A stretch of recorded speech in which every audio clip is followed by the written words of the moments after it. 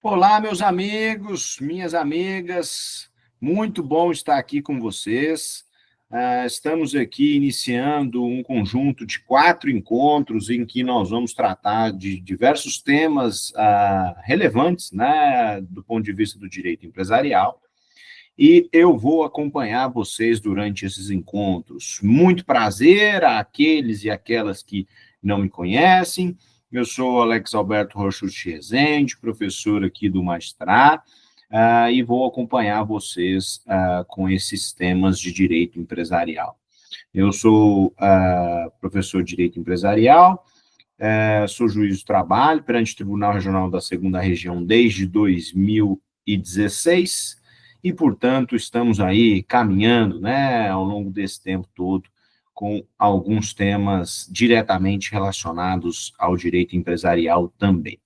Muito bom, então, pessoal. Então, o que nós temos que pensar a respeito do nosso querido direito empresarial, e eu sei que talvez não seja tão querido assim por alguns ou por algumas, né? Eu sei que é uma matéria muito densa, uma matéria de bastante incidência nas provas, nas tarefas do dia a dia.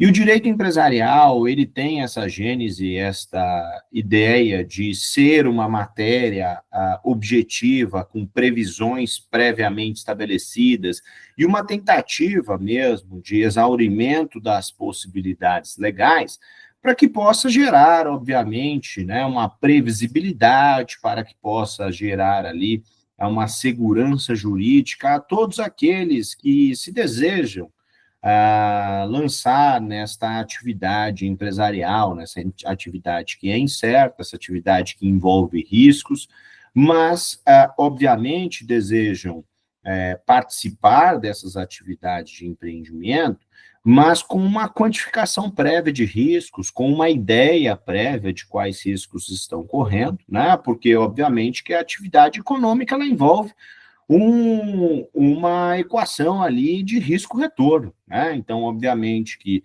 baseado em uma previsibilidade de retorno, determinada pessoa decide se vai valer a pena correr um determinado risco. E é basicamente isso que o direito empresarial vem tentar estruturar, vem criar ferramentas para que nós possamos estabelecer pessoas desvinculadas, né, na maior parte das vezes, da pessoa física dos sócios, com uma existência autônoma, para que possa, mediante o capital que foi aportado, mediante as receitas que ela gera, possa exercer ali o objetivo, o fim social.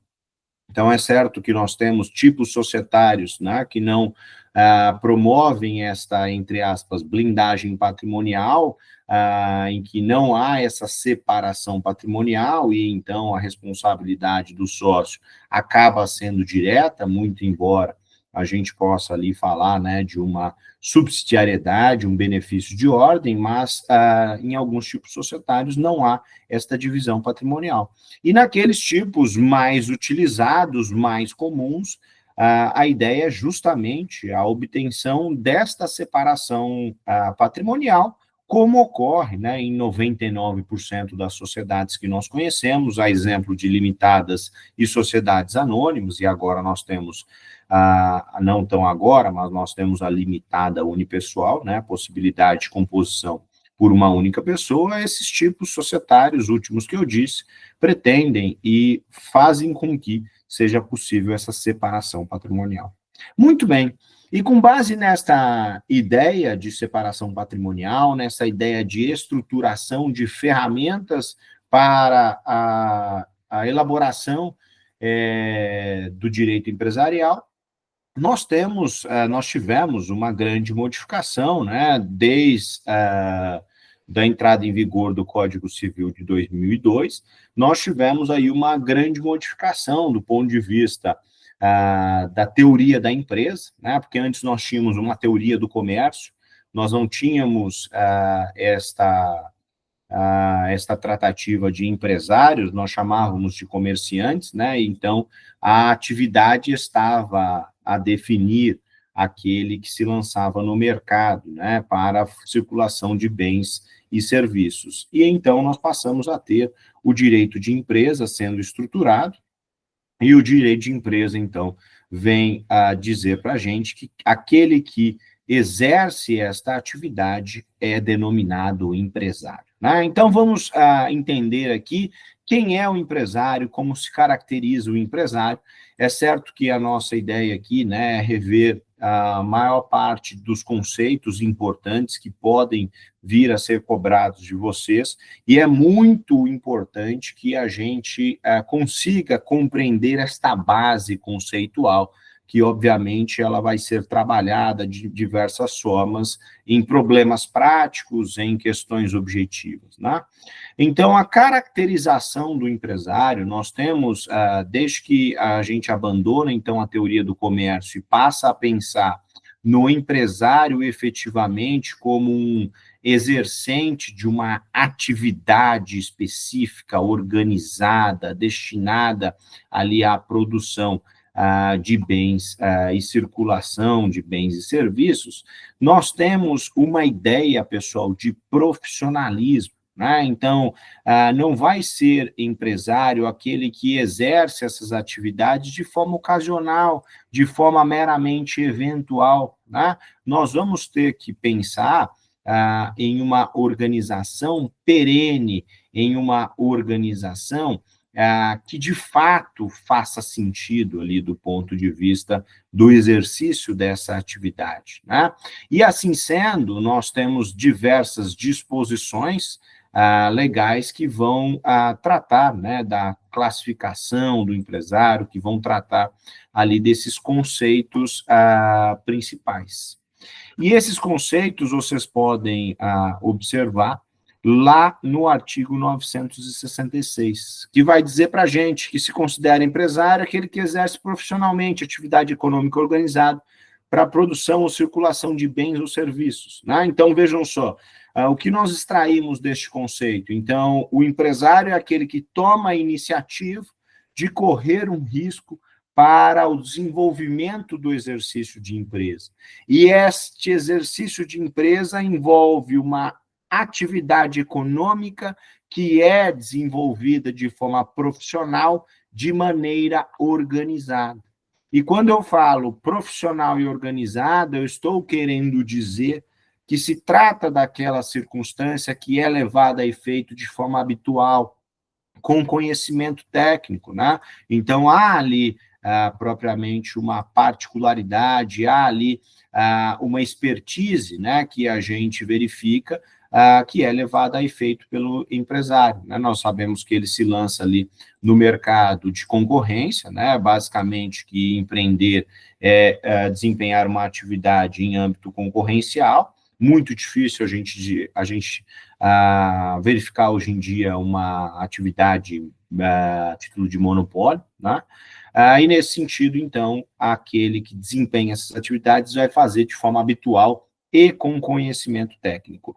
Uma observação muito importante, pessoal, não é necessário contar com a força de trabalho alheia, ou seja, com empregados, com prestadores de serviços, com consultores, com terceiros, tá? O empresário pode, e acontece muito, né? Nós temos uma cultura no Brasil em que as empresas não são, em sua maioria, de grande porte, e ali o empresário, propriamente dito, aquele que está à frente da atividade, muitas vezes acaba desempenhando quase todas as atividades, né? E nesse sentido, a depender da envergadura empresarial, se torna necessário ou desnecessário contar com o auxílio de terceiros. Muito bem, então, fiquem com esses conceitos: iniciativa, risco, atividade econômica de forma profissional e organizada, tá? É o que está no artigo 966. E este artigo ainda nos traz uma importante menção, pessoal. Ele nos alerta que há um conceito excludente de empresário, ou seja, não se considera empresário aquele que desempenha uma profissão intelectual de natureza científica, literária ou artística, ainda que conte com concurso de auxiliares ou colaboradores. Então, vejam só, ter auxiliares, empregados, terceiros prestando serviços, não é elemento de empresa, não é elemento caracterizador do direito de empresa. Portanto, pode ser que existam esses prestadores e isso automaticamente não vai transmudar aquela atividade para uma atividade empresarial. É a lei aqui, a norma jurídica que está nos dizendo quem é empresário, né? Então, aquele que desempenha a profissão intelectual de natureza científica, literária ou artística não é empresário, salvo se esse exercício de profissão constituir elemento de empresa, né? Então, o exemplo clássico que nós verificamos na doutrina é aquela circunstância em que uma clínica veterinária passa a contar com venda de produtos de pet shop, por exemplo, né, destinados ali àqueles simpáticos animaizinhos. Então, nesse sentido, nós verificamos que a partir desta forma agregada de venda de produtos, se passa a ter ali uma organização profissional, uma atividade econômica organizada, e então, neste caso, a gente vai entender que não se trata meramente do desempenho daquela função literária, aquela função científica, tá certo? Então, nesse sentido, é o artigo 966 que vai nos dizer quem é o empresário. E, além disso, nós sabemos, então, qual é a aptidão do empresário, correr este risco, atuar profissionalmente, de forma organizada, mas não são todos que vão estar habilitados legalmente a este exercício, né? Porque quando a gente fala de exercer a atividade de empresa, pessoal, nós vamos estar dizendo que é aquela pessoa que contrata, aquela pessoa que administra, que dirige ali a sociedade. Nós podemos ter pessoas, né, partícipes dessas organizações, meramente como sócios, como acionistas, e esses não são empresários propriamente ditos, porque não levam a efeito o curso da atividade propriamente dita, perfeito? Então, aqui, quando a gente for falar de atividade empresária, nós estamos nos referindo àquele que exerce pessoalmente aquela função dentro da corporação. E, portanto, nós vamos tratar ali de duas circunstâncias diferentes, pessoal. Nós vamos falar ali de capacidade civil e inexistência de impedimentos legais. Então, vai somente poder ser empresário aquele que goza de capacidade civil e não tiver contendo ali impedimentos. Tá? E nós vamos ver quais são essas circunstâncias. Fiquem com essas informações por enquanto. Tá?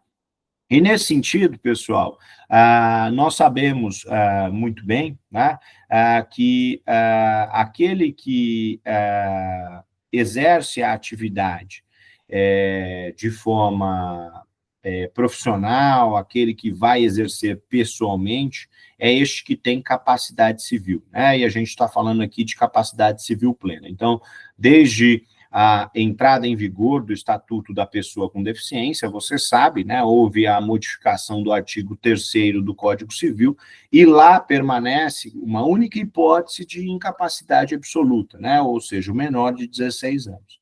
Nesse sentido, o Código vai admitir que aquele que inicia a atividade empresarial deve possuir capacidade civil plena, né? Mas, no entanto, há possibilidade, pessoal, de se existir ali uma autorização judicial para a continuidade da atividade, tá? Por autorização judicial, então, aqueles que possuam relativa ou absoluta incapacidade podem podem continuar uma empresa, né, que foi herdada ou que eram sócios ali, participantes enquanto capazes, né? Então, há uma ideia, né, propriamente, de inserção da pessoa com deficiência, e houve um abandono da segregação do ponto de vista material e econômico, né?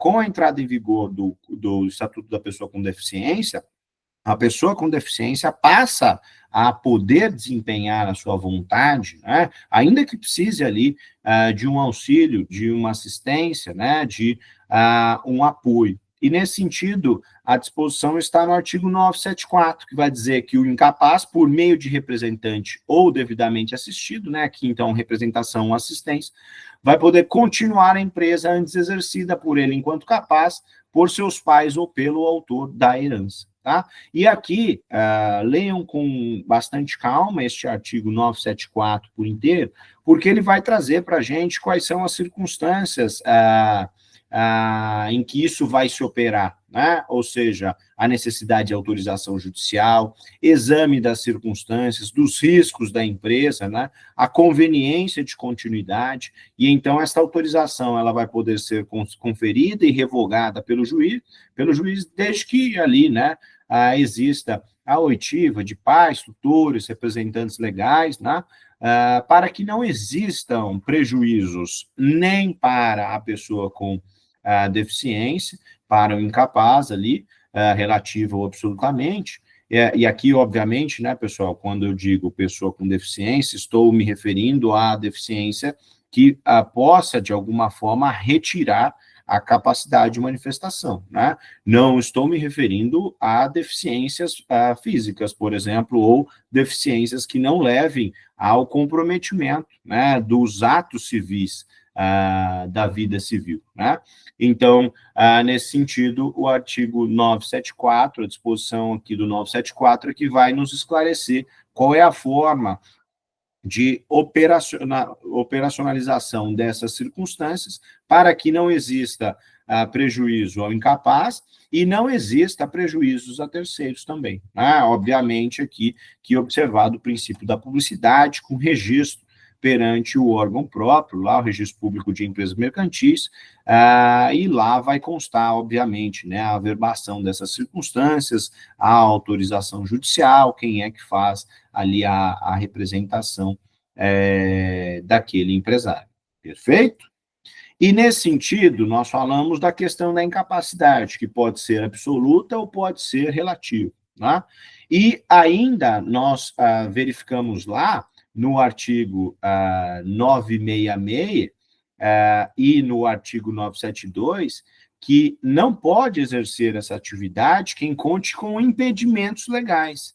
E quais seriam, por exemplo, impedimentos legais? Seriam aquelas circunstâncias que poderiam levar ali a um comprometimento do exercício da função em virtude de outras atividades, ou mesmo estão impedidos do desempenho daquelas funções porque aqueles empresários não o fizeram com a fé, com a boa fé que se esperava. Né? Então, pensem que o direito empresarial, ele visa fazer uma filtragem da concorrência, uma filtragem dos atores dentro do mercado empresarial. Então, o direito empresarial visa relevar e elevar a confiança entre aqueles que negociam. Do ponto de vista da circunstância de que é o próprio direito empresarial que vai fazer a retirada de empresários que não observem o devido cumprimento das normas estabelecidas ou mesmo promovam qualquer tipo de violação concorrencial. Né? Então, o direito empresarial, ao mesmo tempo que confere a possibilidade de atuação, faz ali um saneamento daqueles empregados que não, daqueles empresários que não cumpram com as suas obrigações. Nesse sentido, as proibições, aqui os impedimentos, são das mais diversas ordens. Por quê? Porque aqui nós podemos ter o falido, desde a decretação da falência até a sentença que extingue as obrigações. Por quê? Porque o falido, embora ele possa chegar a uma situação de falência sem a prática de atos ilícitos, sem que ele promova ali a violação dos direitos terceiros, pessoal, esta pessoa levou a empresa a uma situação de insolvência, né, e vai gerar ali efetivamente um prejuízo a credores. A falência, muito dificilmente, eu não conheço nenhuma que tenha chegado ao seu fim com o pagamento pleno de todos os débitos, né?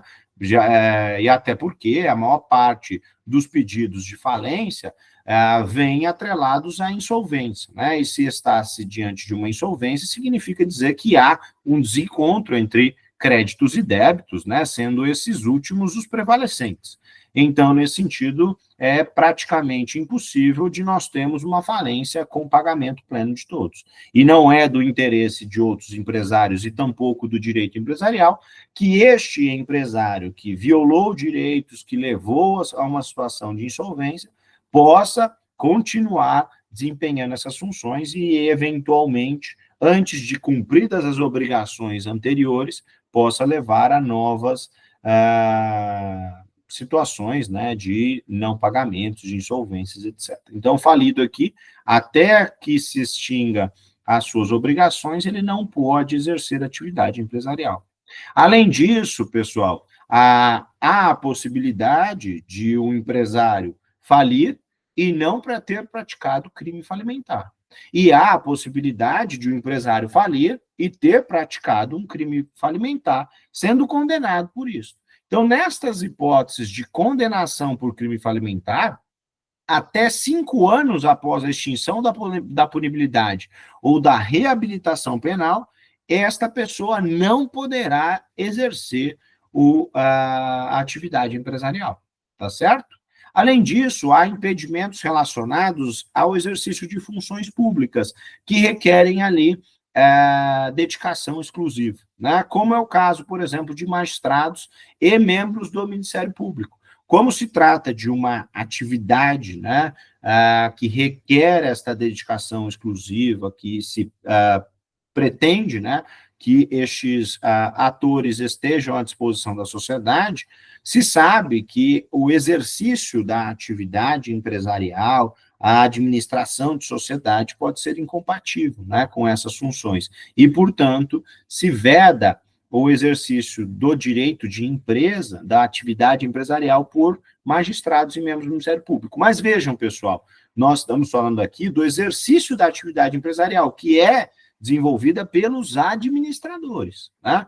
Não significa dizer que um magistrado ou um integrante do Ministério Público não possa ser cotista em uma sociedade limitada ou não possa ser acionista em sociedades anônimas, perfeito?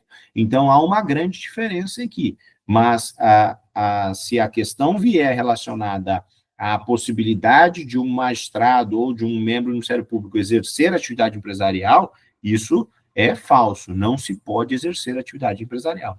Além disso, pessoal, deputados e senadores, né, até mesmo em razão da envergadura do cargo, da tentativa, né, de se separar interesse público de interesse privado, há uma proibição para que estes membros do Poder Legislativo possam ser proprietários, controladores ou diretores de empresa que goze de favor decorrente de contrato com pessoa jurídica de direito público ou nela exerça função remunerada, tá? Então, obviamente que a tentativa aqui é de separação dos interesses públicos e privados, o que é mais do que natural dentro de uma república, de uma sociedade democrática, né? E, por último, aqui, pessoal, nós temos as circunstâncias dos servidores públicos. Os servidores públicos, eles não podem participar de gerência ou administração de sociedade privada, seja personificada ou não personificada, exercer comércio, exceto na situação de acionista, cotista ou comanditário, tá? Então, o servidor público, pelos mesmos motivos já referidos, de tentativa de separação do público e do privado, de tentativa de estímulo à dedicação exclusiva, que é requisito, né, de algumas atividades, então se requer este afastamento, se impõe este obstáculo para que eles possam ser considerados empresários. Perfeito? E então, nós evoluímos aqui para as espécies de empresários. Aqui nós temos lá algumas observações iniciais no artigo 982, é o que vai nos guiar nesta caminhada da descoberta das espécies dos empresários. Então, o artigo 982, ele vai dizer para a gente que, salvo exceções expressas, considera-se empresária a sociedade que tem por objeto o exercício de atividade própria de empresário sujeito a registro. e simples as demais. Tá?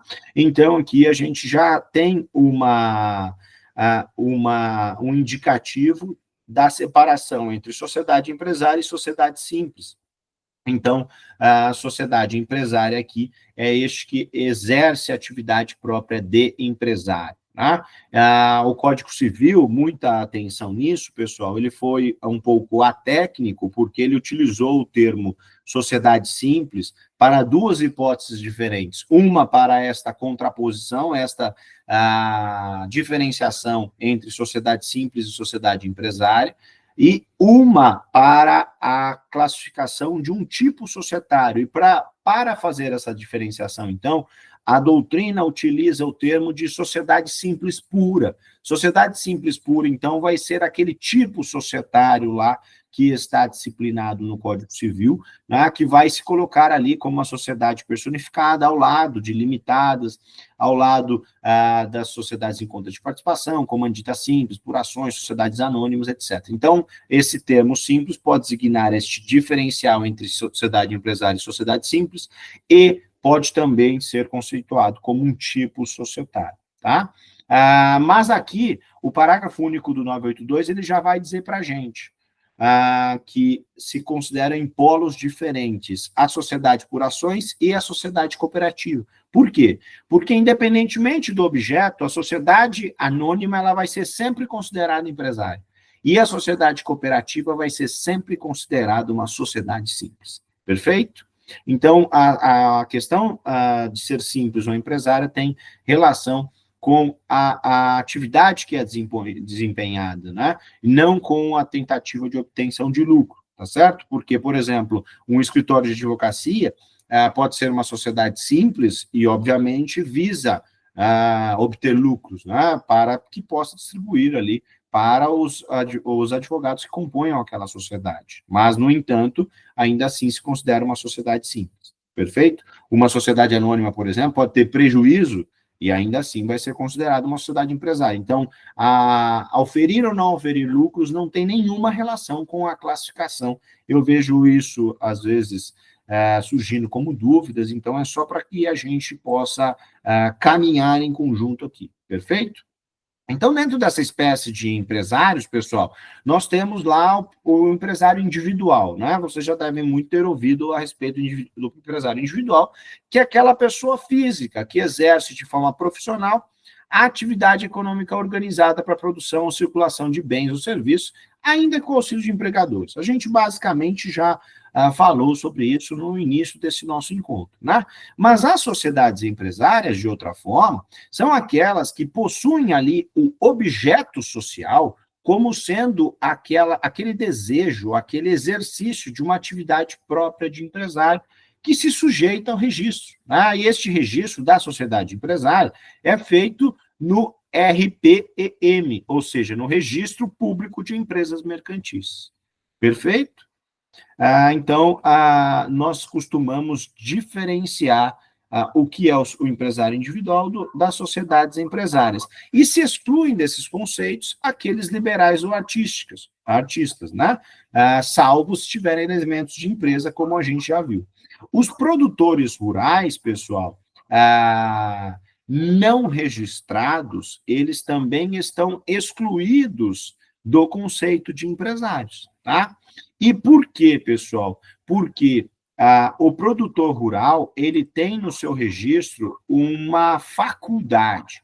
Caso ele opte pelo registro, ele vai, então, passar a ser submetido ao regime de empresa, vai ser equiparado ao empresário para todos os fins, inclusive para fins de recuperação judicial e falência, né? Então, a grande vantagem de um produtor rural desejar este registro é justamente para poder concorrer ali a uma possibilidade de deferimento de uma recuperação judicial, que nós sabemos se trata de uma ferramenta a benefício do devedor, né? O devedor é que vai ter ali inovações, vai ter possibilidade de renegociações de dívidas, vai ter possibilidade eventual de superar a situação episódica de crise, né? Vai conseguir ali ultrapassar aquela situação de dificuldade.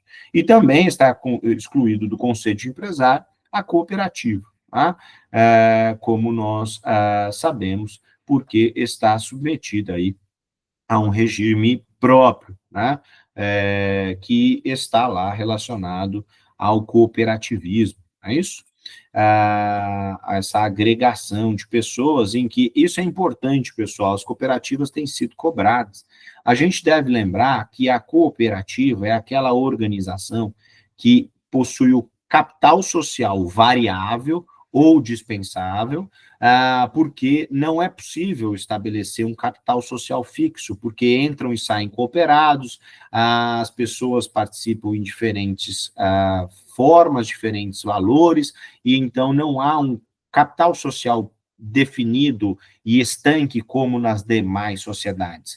E dentro da cooperativa, o objetivo é de que o cooperado ele seja cooperado, né? Então, preste serviços para a cooperativa, contribua com o exercício da cooperativa, mas, ao mesmo tempo, o cooperado é um cliente e tem vantagens por ser cooperado em relação a diversos benefícios, né, que podem ser ali alcançados de forma coletiva, assim como distribuições de lucros, de resultados, etc. Né? Então, há uma relação, né, uma via de mão dupla dentro da cooperativa que vai assegurar maiores benefícios ao cooperado.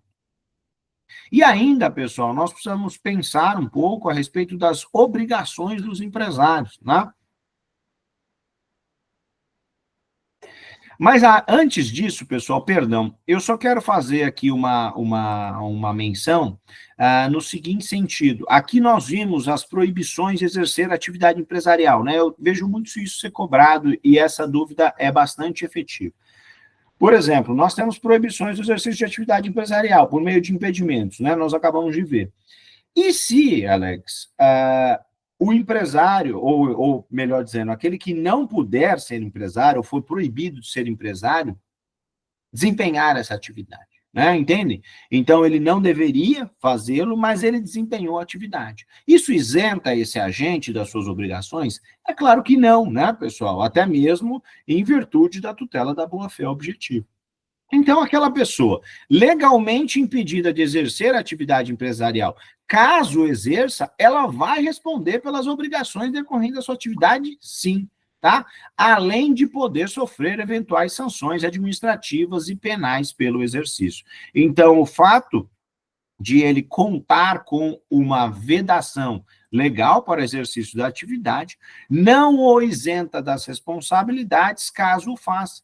Por quê, pessoal? Esta é uma tutela coletiva, né? Esta é uma tutela da sociedade. Muitas vezes, vamos supor aqui, a atividade é desenvolvida ali por um servidor público, efetivamente, de forma ostensiva, e a parte que contrata nem sabe que essa pessoa é servidor público, né? E não sabe que existiria ali um impedimento, uma proibição legal. Então, a pessoa vai responder perante o órgão próprio, né? Vai responder perante a norma civilista e penal, mas também vai responder pelas obrigações que contraiu. Essa é uma tutela, né, a título de deveres anexos, é uma tutela da boa-fé objetiva, aquele que contrata de boa-fé.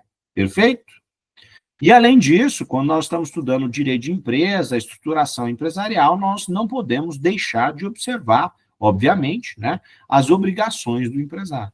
Então, primeiro de tudo, pessoal, nós vamos falar a respeito da inscrição, né? Antes de iniciar o registro, é uma obrigação do empresário promover o registro, né, da atividade daquela sociedade no registro público de empresas mercantis da respectiva sede. Então, a sede, nós vamos ver isso quando nós falamos lá de recuperação judicial, de falência, a sede da empresa, o local onde está o principal estabelecimento, esses são elementos muito importantes, conceitos muito importantes. Então, o registro se faz na sede. Se pode fazer registro nas demais juntas comerciais, porque A proteção que se confere ao nome empresarial, pessoal, decorrente do registro na junta comercial, é restrita à jurisdição estadual, porque cada junta comercial somente possui sua efetividade naquela localidade estadual. Então, é possível que se faça esse registro nas demais juntas comerciais dos outros estados para se ter a proteção ao nome. É claro que há diversas exceções, como aquelas marcas notoriamente conhecidas, de renome, etc. Essa é uma circunstância que a gente vai conversar lá quando nós falamos de propriedade industrial, mas é bom que a gente saiba que este registro, então, ele tem inicialmente uma proteção, um guarnecimento estadual. E, então, é uma preocupação muito grande da sociedade a realização do registro, no registro público de empresas mercantis, porque por meio do registro se confere, pessoal, um conhecimento perante terceiros. Se confere ali a possibilidade, né, de manifestação do princípio da publicidade, né? E nesse sentido, então, nós temos a inscrição obrigatória, né? A inscrição ela deve ser feita antes do início do desempenho das atividades, mas nós sabemos que há ali a possibilidade de registro posterior, e nós vamos ver aqui exatamente qual é esta tolerância, digamos assim. Uma discussão muito efetiva que existe na doutrina e na jurisprudência é a respeito da natureza do registro, pessoal, e como a atividade empresarial ela pode ser desempenhada mesmo com ausência de registro, e a gente já sabe, então, que o empresário, ele responde pelas obrigações, ainda que não tenha cumprido todos os requisitos legais. A atividade empresarial, então, ela já pode existir antes do registro. Nesse sentido, então, se considera que, para a maioria das circunstâncias, o registro ele é de natureza declaratória, porque ele não constitui o desempenho das atividades. O que ele constitui é o tipo societário, é efetivamente ali a limitação de responsabilidades, a separação patrimonial, a norma de regência, mas a atividade econômica em si, ela pode ser desempenhada mesmo antes do registro, daí porque a maior parte da doutrina considera que a natureza é de ordem declaratória, salvo para o empresário rural ou para o produtor rural, melhor dizendo. Porque como para o produtor rural o registro é uma faculdade e não uma obrigação, o registro lá para o empresário, para o produtor rural, perdão, é de natureza constitutiva. A produção rural só passa a ser considerada de forma empresária a partir do registro. Então, lá para o rural, obviamente, o registro ele é de natureza constitutiva. Nesse sentido, pessoal, caso o empresário, né, conte ali com um registro irregular, ele vai ficar impedido de requerer decretação de falência de outro empresário, né, porque a falência é um benefício a cargo do credor. Então, quando este credor pede a falência de outro empresário, se está pretendendo, né, encerrar aquela atividade, se fazer a composição de crédito e débitos e receber o mais rápido possível, né? Então, ele não pode pedir a falência se ele for irregular, né? Embora ele possa ter a sua autofalência decretada, né? A própria falência, a autofalência não, mas a própria falência decretada, inclusive, né, mediante ali pedido próprio. Então, o empresário irregular, pessoal, ele só não pode pedir a falência de um outro empresário, mas ele vai poder ter a sua falência decretada por pedido de terceiros ou mesmo por autofalência, né, por pedido próprio, tá certo? Então, o empresário irregular, ele pode até mesmo falir, mas não pode pedir a falência de outro. Não pode requerer recuperação judicial. E aí vejam a diferença, como fica clara a diferença entre o objetivo da falência e o objetivo da recuperação judicial. Na falência, nós temos um benefício a cargo do devedor, perdão, pessoal, na falência nós temos um benefício a cargo do credor, né? Então, o credor é que pede o encerramento daquela sociedade. Na recuperação judicial, nós temos um benefício a cargo do devedor. O devedor ali que vai ser submetido a uma recuperação judicial, ele vai ter um fôlego, entre aspas, né? Ele vai ter uma inovação, uma possibilidade de renegociação, de parcelamento dos débitos, então a recuperação judicial traz esta vantagem para ele, é um benefício para o devedor. Já na falência, é um benefício para o credor. A gente vai fazer ali o incurso em todo o patrimônio daquela sociedade, vai retirar todo o patrimônio daquela sociedade para que possam ser feitos os pagamentos, tá? Então, não pode requerer recuperação judicial quem tem registro irregular. E os livros comerciais, pessoal, eles não vão ter eficácia probatória se não tiver um registro regular, né? Obviamente que aqueles documentos ali vão produzir prova somente entre os sócios, não vai se existir um direito probatório ou uma eficácia probatória nos livros, caso não exista registro correto. E se a sociedade não tiver registro, pessoal, não foi feito o registro da sociedade, a sociedade empresária ali, então, ela vai ser considerada uma sociedade em comum, né? Ou seja, aquela sociedade ali que existe de fato, mas não existe de direito. E, consequentemente, essa sociedade em comum, ela vai acarretar aos sócios uma responsabilidade solidária e ilimitada pelas obrigações sociais. Então, a consequência de não se ter registro é se considerar como uma sociedade em comum que não tem personalidade jurídica e não confere esta separação patrimonial aos integrantes. Perfeito? Além disso, como obrigações dos empresários, pessoal, nós sabemos que consta ali a manutenção dos livros obrigatórios, escrituração dos livros, né? A falta desses livros se considera como um crime falimentar na hipótese de ser decretada a falência, porque é justamente por meio dos livros que se vai verificar ali a questão da regularidade, da composição de créditos, débitos, receitas, etc. Né? Além disso, pessoal, todos os anos, anualmente, se deve levar o balanço patrimonial e de resultados, deve se levantar, né? Ou seja, deve ser feito um balanço patrimonial de resultados. Né? É ali, nesse balanço, que vão indicar os ativos, as dívidas, se verificar todos os bens, créditos, débitos, né, para que se possa desenvolver ali aquela atividade empresarial.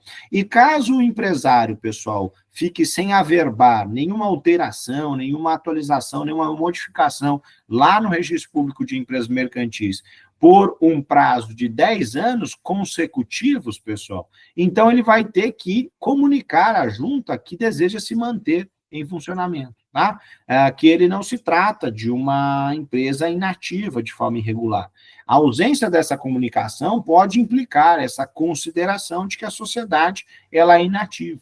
E aí, nesse sentido, a junta comercial poderia até mesmo promover o cancelamento do registro. Perfeito? Então, estas são circunstâncias muito típicas ali relacionadas às obrigações dos empresários e ao registro. E já que nós estamos falando de registro, pessoal, olha que interessante, nós temos aqui um recurso especial, né, que foi, inclusive, listado em informativo do Superior Tribunal de Justiça, e ali, como tema, foi definido o seguinte: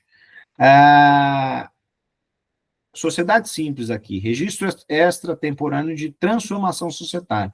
E é muito importante para a gente poder ver na prática como as coisas são cobradas. Né? Transformação societária, pessoal, é uma das operações societárias, ao lado, por exemplo, de fusão, incorporação e cisão, mas na transformação, nós não temos ali transferência de patrimônio, nós não temos incorporação, nós não temos fusão de sociedades. Na transformação, o que se pretende é alterar um tipo societário para outro tipo societário. Então, por exemplo, uma sociedade simples em uma sociedade empresária, uma limitada para uma sociedade anônima, nós temos ali ou sociedade anônima para limitada, como aconteceu muito na época em que a sociedade limitada passou a ser efetivamente uma opção, as grandes limitadas, né? Isso acarretou grandes transformações de sociedades anônimas fechadas para limitadas em virtude da menor burocracia, da menor da menor obrigação de cumprimento, né, de circunstâncias ali. E aqui, então, se está fazendo, ó, vejam, a transformação societária. E o prazo para se registrar a transformação societária, pessoal, é de 30 dias, né? E por quê, pessoal? Porque este prazo de 30 dias, ele é considerado um prazo que traz ali uma tolerância para que o empresário possa regularizar a sua situação, e caso ele faça a observância desse prazo de 30 dias, o benefício em contrapartida é que os efeitos do registro vão retroagir à data da assinatura do documento. Então, por exemplo, quando se constitui uma sociedade limitada, isso se faz geralmente por um contrato social, os sócios devem levar a registro aquele contrato no prazo de 30 dias a partir da lavratura deste contrato, para que os efeitos retroajam à data da constituição da sociedade e se tenha, obviamente, a aplicação das normas da limitada, a separação patrimonial neste período. Se assim não for feito, pessoal, então não vai haver este efeito ex tunc. O efeito vai ser ex nunc, e este período vai ser considerado regido pelas normas da sociedade em comum, ou seja, não vai contar com a previsão específica do tipo societário pretendido pelos sócios, tá certo? Isso está no artigo 1150, no artigo 1151 e também no artigo 36, lá da Lei de Registros, 8934, tá? E aqui, né, obviamente, se considera, vejam só, natureza declaratória do registro em relação ao exercício da atividade econômica, teoria da empresa e relevância da produção de efeitos externos dos autos em relação à alteração contratual. Ou seja, se foi feita a alteração contratual, mas não foi levada a registro no prazo de 30 dias, esta alteração não produz efeitos até que efetivamente seja feito o registro perante terceiros, porque não houve ali uma observância do princípio da boa-fé objetiva. Então, leiam o artigo 1150 e 1151 com calma, e o artigo 36, ele complementa esta dicção aqui, dizendo que os documentos referidos no inciso 2 do artigo 32 deverão ser apresentados e arquivados na junta dentro de 30 dias com o prazo de assinatura, a cuja data retroagirão os efeitos do arquivamento. Então, vejam só, levei a registro no prazo de até 30 dias da lavratura, o efeito é ex tunc, ou seja, retroage à data da lavratura do documento. Fora deste prazo de 30 dias, o arquivamento só vai ter eficácia a partir do despacho que concedeu o registro. Vocês percebem? Então, há ali, obviamente, uma consequência muito séria aos empresários que vão, eventualmente, responder solidariamente, não vai haver separação patrimonial pelos atos praticados até o momento em que concedido ali o registro. Perfeito? Então, leiam essas disposições legais, são muito importantes, e isso foi tema de recente julgado do Superior Tribunal de Justiça, e aqui o mesmo que se aplica para o registro inicial se aplica para a averbação da transformação societária. Deu para entender bem, imagino, a questão da transformação, né, pessoal? Alteração de um tipo societário em outro, com a manutenção da mesma estrutura da empresa como um todo. Perfeito? Só para a gente complementar, já que a gente está falando de transformação societária, né, pessoal? Lembrem, então, transformação, alteração de um tipo em outro, fusão, aglutinação de duas ou mais sociedades para a formação de uma única sociedade, né, que vai ganhar sinergia, vai ganhar maior poder, maior envergadura. Na incorporação, há uma empresa maior ou uma empresa que deseja adquirir outra, e ela incorpora a outra sociedade, e esta sociedade, que é a incorporadora, ela continua existindo, agregada, né, dos bens e dos direitos e também dos ônus da sociedade incorporada que deixa de existir, né? E há a cisão ela pode ser total ou pode ser parcial. Na cisão, a sociedade cindida, né, ela se divide, há um desmantelamento da sociedade cindida, pode ser de uma parte apenas, com transferência desse capital, dessa parcela de atividade para outra sociedade, ou pode ser uma cisão total, em que há transferência de todos os ativos, todos os passivos, para uma ou mais sociedades. Perfeito? Então, a sociedade ela pode ser cindida total ou parcialmente também. Essas são as operações societárias que têm previsão tanto no Código Civil quanto na Lei de Sociedades Anônimas, embora o regramento mais específico da cisão esteja na Lei de Sociedades Anônimas, Lei 6.404. Perfeito? E aqui, o nosso próximo tema tem relação com a destituição do sócio administrador. Tá? Então, vocês sabem que a junção dos sócios se dá por algo que a gente conceitua como affectum societatis, né? Então, affectum societatis é esse liame subjetivo que une partes, que une pessoas, né? Faz com que as partes possam se juntar para o desempenho de atividade em comum, interesses em comum, né? E, obviamente, que em um determinado momento essa affectio societatis pode ser quebrada.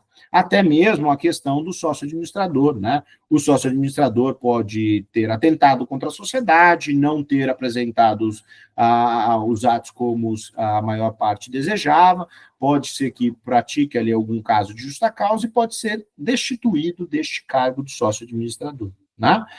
E nesse sentido, pessoal, muitas vezes se discute a possibilidade ou não do próprio sócio que vai ser destituído do cargo de sócio administrador ou vai ser excluído da sociedade de votar naquela deliberação. Né? E por entendimento do Superior Tribunal de Justiça em diversos outros casos, este sócio não deve votar ou não deve dispor a respeito de atos que lhe digam respeito propriamente dito. E se ele não pode votar, a sua parcela do capital social não deve ser considerada para a obtenção do quórum de deliberação, percebem? Porque, geralmente, nós falamos ali em um quórum de deliberação relacionado de forma proporcional ao capital social. E, consequentemente, se eu estou apurando um ato contra um dos sócios, eu não posso ouvi-lo e nem mesmo considerar a sua parcela do capital social, percebe? Porque pode ser que ele seja um majoritário, e nesse sentido ele nunca poderia ser atingido se nós ponderássemos o capital social deste próprio.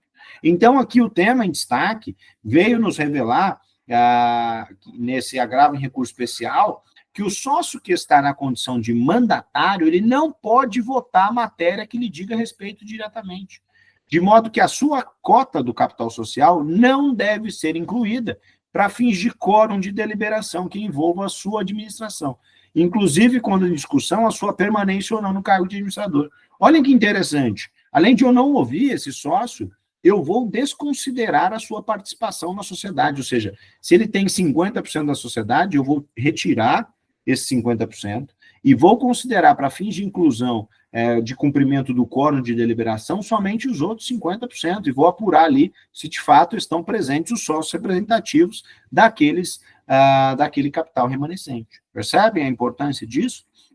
É uma regra lógica, mas que muitas vezes isso passa despercebido por nós. Né?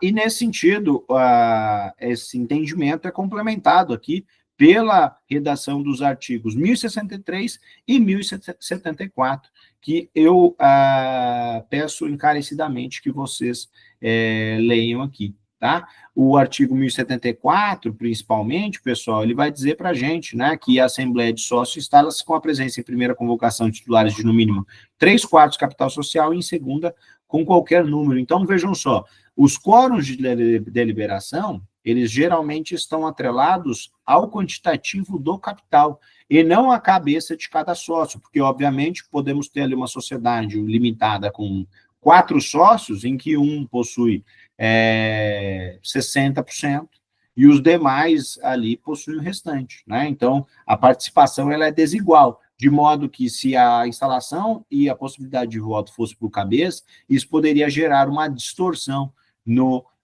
entendimento das reuniões assembleares para fins de deliberações em detrimento da importância da composição do capital social. Perfeito? Então, era isso, pessoal, para o nosso primeiro encontro, um desejo de a gente estruturar melhor aqui os nossos conceitos, esta parte geral do Código Civil em relação ao direito empresarial, e aí nós tratamos também de algumas questões práticas decididas pelo Superior Tribunal de Justiça. Então, logo, logo a gente retorna com o próximo encontro. Muita força, muita fé, sigam firmes e fortes aí nos estudos, vai dar tudo certo, confiem em vocês, confiem em Deus, na energia que vocês acreditam, sigam firmes. Obrigado, gente.